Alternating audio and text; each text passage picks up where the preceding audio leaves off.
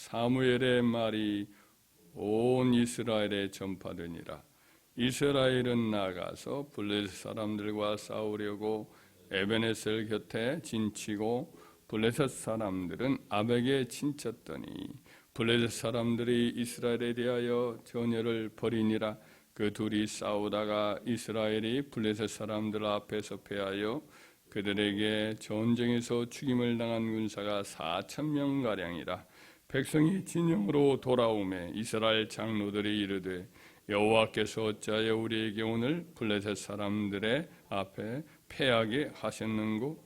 여호와의 언약궤를 실로에서 우리에게로 가져다가 우리 중에 있게 하여 그것으로 우리를 우리 원수들의 손에서 구원하게 하자 하니, 이에 백성이 실로에 사람을 보내어 그룹 사이에 계신 만군의 여호와의 언약궤를 거기서 가져왔고, 엘리의 두 아들 홈니와 비느하스는 하나님의 언약궤와 함께 거기에 있었더라. 여호와의 언약궤가 진영에 들어올 때 온 이스라엘이 큰 소리로 외치매 땅이 울린지라.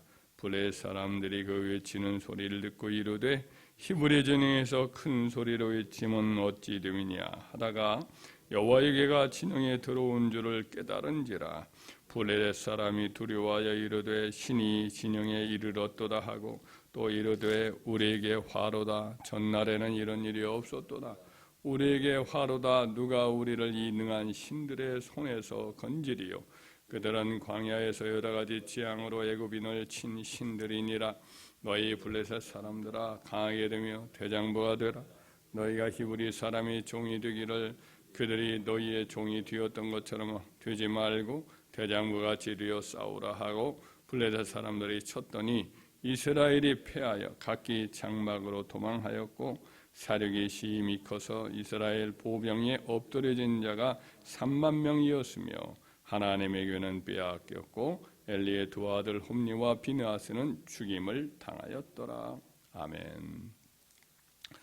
오늘 본문의 말씀은 이제 사사 엘리 시대에 일어난 일입니다. 그때 이제 이스라엘 백성들이 그 영토 선 해안가에 위치했던 그 블레셋 사람들과 전쟁을 자주 했었는데, 그 중에 이제 한 전쟁이 일어난 거죠.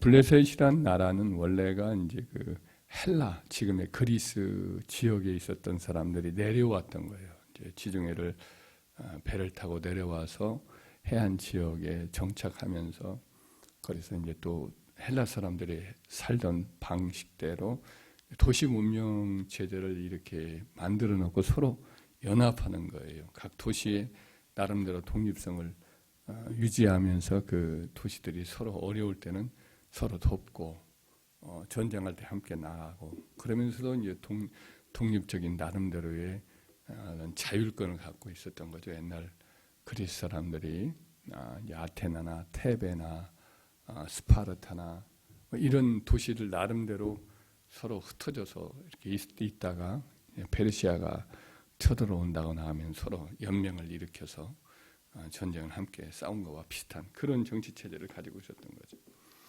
그래서 그들은 이제 철기 문명을 가지고 내려와요.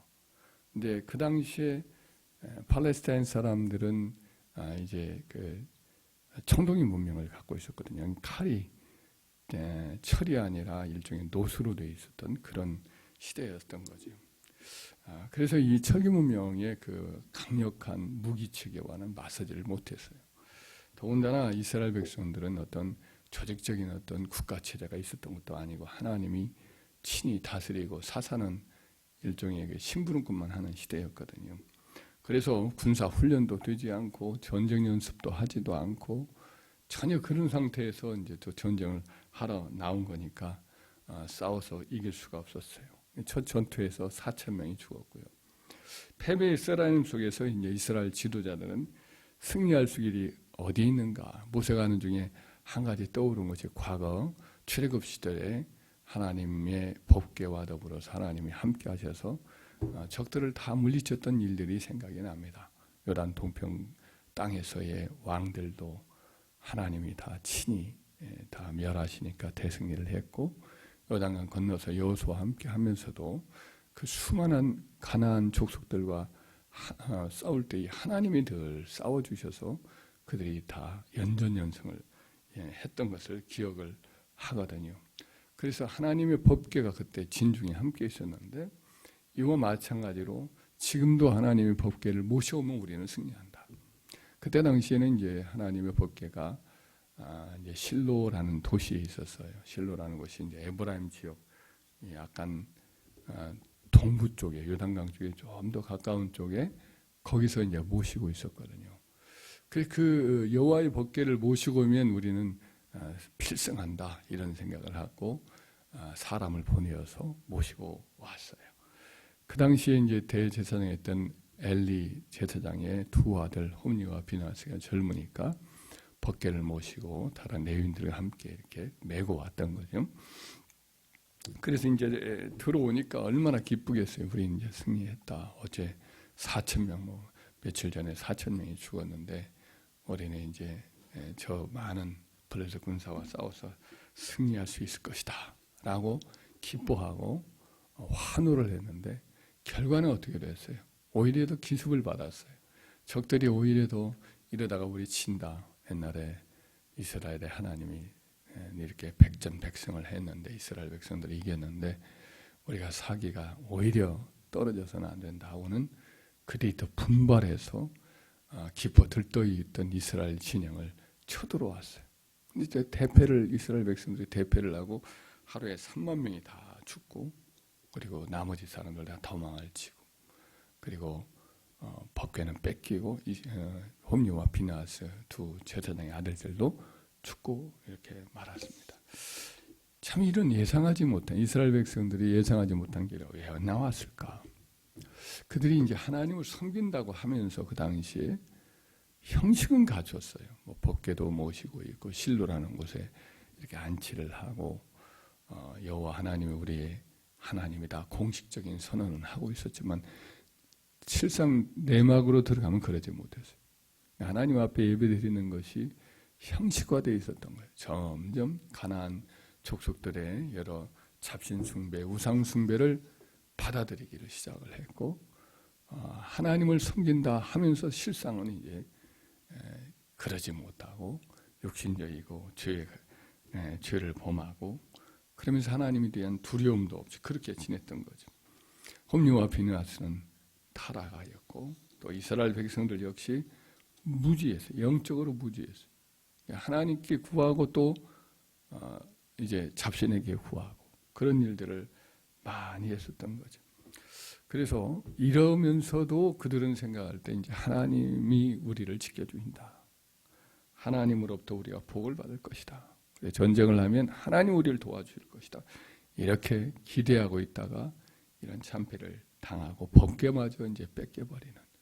그래서 이제 그야말로 신을 잃어버린 그들 생각에는 신을 잃어버렸다는 생각하죠. 하나님은 이스라엘 백성들의 보호를 받는 신이라 생각을 하고 자기들이 지킬 줄 알았는데 도리어 그 법궤를 적군에게 뺏기고 그러나 하나님은 이제 블레셋 진영을 다니면서 하나님 스스로가 자신을 지켜내지요.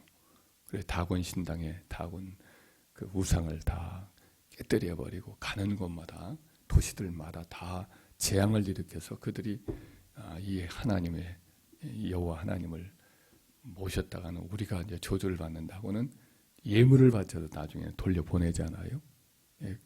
하나님이 스스로 자기를 보호하세요. 스스로 자기 의와 능력과 권위를 지켜내거든요. 하나님 백성들이 하나님 위한다. 우리 없으면 하나님이 영광을 받지 못하고 위신을 지키지 못한다 하지만 착각이라는 것을 확실히 보여주은 거죠. 그렇게 이제 나중에 후에 이렇게 돌아와서 이제 기레아드 아르바라는 곳에서 오랫동안 있다가 다윗 시대 때 그 법궤를 정성스러운 마음으로 예루살렘에 모셔오는 그런 일이 일어나지요. 그러니까 그 이전까지는 뭐 정말 이스라엘의 영적 상황이 지리멸렬한 상태에 여기에 이런 일이 일어난 거죠. 북이스라엘 왕 아합 왕도 역시 우리 공식적으로 여호와 하나님 섬긴다 하면서 우상 숭배뿐 아니라 바알 숭배까지 그들은 외국의 신까지도 끌어들여서 이제 그렇게 섬겼거든요. 결국은 여호와의 선지자들 400명의 말을 거짓말을 듣고는 이제 길르앗 라못에 가서 전쟁하다가 참 선지자 미가야가 한 말대로 그들은 아합 왕은 죽고 말고 이스라엘 백성들도 또 거기서 또 참패를 하고 돌아오죠.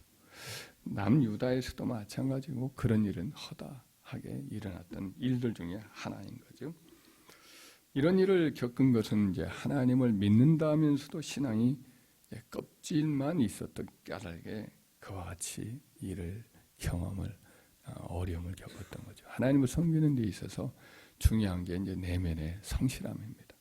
이사야서 29장 13절에 이 백성이 입으로는 나를 가까이 하며 입술로는 나를 공경하나 그들의 마음은 내게서 멀리 떠났나니 그들이 나를 경외하면 사람의 경영으로 가르친 뿐이다. 시편 78편 36절 37절에도 그러나 그들의 입으로 그에게 아첨하며 하나님에게 이제 고백을 하고 사랑합니다 찬양하고 이것도 입으로 아첨하는 것으로 보신 거죠. 자기 혀로 그에게 거짓을 말하였으니 이는 하나님께로 향하는 그들의 마음이 정함이 없고 그의 언약에 성실하지 아니하였음이로다. 예. 과거에 있었던 이스라엘 백성들의 여러 삶을 돌아보면서 이렇게 그들의 이중적인 성실하지 못한 신앙 상황을 이렇게 고발을 하고 있습니다.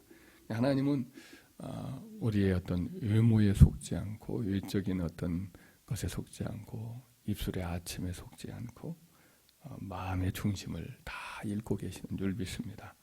우리가 무엇을 항상 더 중심으로 생각해야 되느냐면 하나님 앞에 우리 마음 중심을 신앙으로 굳건하게 갖는 것, 그것이 중요한 줄 믿습니다. 어떤 상황에도 유동하지 않고 하나님을 신뢰하고 충성스럽게 하나님을 사랑하며 요동하지 않는 사람, 이런 사람을 이제 주님은 귀히 보시고 사랑하시고 또 축복하는 줄 믿습니다. 그래서 우리가 신앙의 의향을 갖추는 것도 중요합니다. 어떤 물건을 보관할 때도 그 이제 케이스가 잘 있고 그러면 보관하기가 좋듯이 신앙의 의향도 중요합니다. 신앙의 경건의 모양도 아예 중요하지 않다는 건 아닙니다. 경건의 모양도 자연스럽게 이제 형성이 되는 거죠. 그러나 경건의 모양만이 아니라 경건의 내적인 실질적인 하나님에 대한 사랑, 충성, 경외하는 마음, 이것들이 신실하게 변치 않는 어떤 상황에도 변치 않는 충성됨, 이것을 가꾸는 것이 가장 중요한 것인 줄 믿습니다.